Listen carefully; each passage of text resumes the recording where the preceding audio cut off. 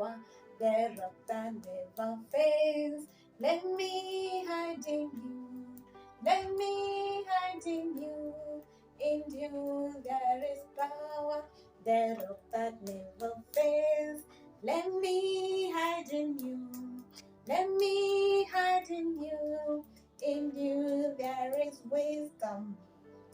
Hello, everybody. How are you doing today? So, welcome back to my YouTube channel. And in case you are new here, please don't forget to subscribe. And welcome so much. Let's learn together. So, today we are going to speak about wisdom for love and victorious living. So, I'm going to explain to you what as the basic things, the basic 3 tips that as a human being you need so that you can have this life going on for you. You can avoid so much unnecessary ugliness in your life. So wisdom is the application of knowledge, actually. That's basically what wisdom is. Very few definitive words just to define what we are talking about. So the knowledge is the ability of being acquainted with the information. Like if you are able to be, you are informed. That's knowledge. That information that you have been informed. That's knowledge. And understanding is the ability of reason, about the ability to know the angles and the sequences on what we are really talking about, to understand, to be able to pinpoint what it is that it is about being talked. That's understanding. So I'm going to be giving you guys tips to form the basis of stability in life. So number 1, men are wired to hear words. I'm talking about the male gender and the women gender. Now I'm talking about the male gender. They are wired in their life, in their genetic, in their creation, genetically they are wired to hear words, while women are wired to experience words. So this is where, actually, if you are a couple and you are wondering why is it that we have so many problems when it comes to communication, you can say some things to me and I don't take them so in so much weight, and then the other partner can tell you some things and you take them with so much weight. So here comes, we are told that men are wired to hear. They can hear and forget. But we women, we are wired to experience words. So whenever we are told words, we do internalize them, we do incubate them, we experience them like, my goodness, you called me a fool? We start now internalizing on the experiences that we've been. We see ourselves being a fool, like that's a symptom that we women have. We experience words. So when a man knows this secret, they will never say negative, hurting, defamatory words to any woman, actually, because they don't just hear but actually experience and incubate everything they are told. The women incubate everything they are told, guys. Jesus is the groom of the church and the church is the bride. So he keeps granting them the best experience of love, forgiveness, pardon, mercy, and grace. This is because the church, being his bride, is wired to listen, experience, and incubate what he says to them. For this reason, it's the duty of every man to build sufficient knowledge on this aspect in order to keep their women experiencing the best by hearing well thought out words, because they don't just hear but also experience what you tell them. So, something to note here: never allow someone to tell your woman better words than you do, because she'll begin inclining towards where the experience is being provided best, where the words are coming, the words are flowing, the words are being created creatively. You see how you relate to your partner. Now, to relate to the world, you can say to yourself, you are the man, and then now the world is the bride for you. Now you can do things like compliment people, Do the simple things, compliment people, have etiquette, give love more than you receive.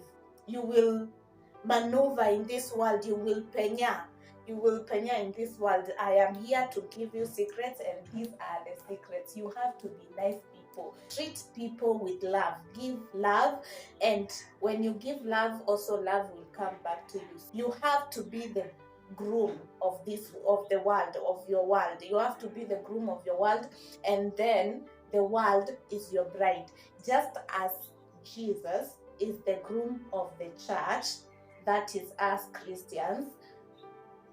He doesn't tell us any negative words, even if we are lost, even if tumemwofend, even if we've offended him, even if we've sinned, even if we've done what. He doesn't give us negative words. He gives us hope. He gives us words of encouragement. He gives us words of grace. He gives us words of help and mercy. That's Jesus. So that's how we are encouraged to deal with this world. And see, even when you start practicing these small things that I'm telling you, you will see some small advancements in your life, I tell you. So number 2, rich people plan and set goals, but poor people, they, on the other hand, they spend all they have without planning and without even setting goals. You don't plan, and when you plan, you go and spend even more than what you planned for. That's another thing. Don't spend more than what you planned for. Don't spend more than what you budgeted for, and budget according to priority of needs in life. In terms of, let's say, rent, budget in terms of priorities in life: rent, food, the basics: rent, food, clothing, in that order, like starting from the one that is on high demand, the one that is very, very much basic and important in your life. That's how we do planning and budgeting for our lives. And also learn to set goals, and they overspend more than what they need. So they go to the market and they're attracted by anything, and they just want to pick everything at once. So that's a very poor character. That's a very dangerous, actually, character in life, because you will find yourself most of the time very, very poor. You wonder, you're working and you are working, you're receiving salary, you're getting money, but you don't know where it's going. Don't be ashamed to say, I really can't do this right now, maybe later. My budget can't afford this right now, maybe later. Don't be afraid to say that, rather than going for something you're not able to afford, and even going in debt because of it right now. And maybe if you had waited or had been patient a little bit, later it would have come. Number 3 tip is to learn to manage the humanity of men. So this will entail like learning forgiveness and forbearance. You have to forgive people. You have to forbear situations. You have to learn the discipline to forbear in difficult times, forbear and wait for results. A farmer has to go and prepare a land and wait for the rain to come, so that it waters his land, and then he goes and plants, and then he waits for the rain again to come and irrigates his seeds, and they grow, and he goes again to the farm and he palilias, he digs out the weeds, and creating a safe environment for the crops to grow. So a farmer does not start by harvesting. They don't start by harvesting. They start first by doing the work first, and then harvesting later. So here we are encouraged by, we forbear situations, forbear things, forbear seasons, because life is meant to have seasons.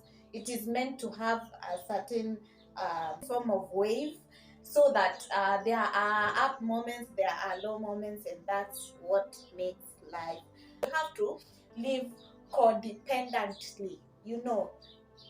depending on one another. We have to help one another in this life, and that's why we are all encouraged to live in a community, because who would you be telling anything, because everyone would be like, I'm my own boss, I am doing, there's nothing I need from you. It requires you to manage the offenses as well as the ability to sustain compassion and affection.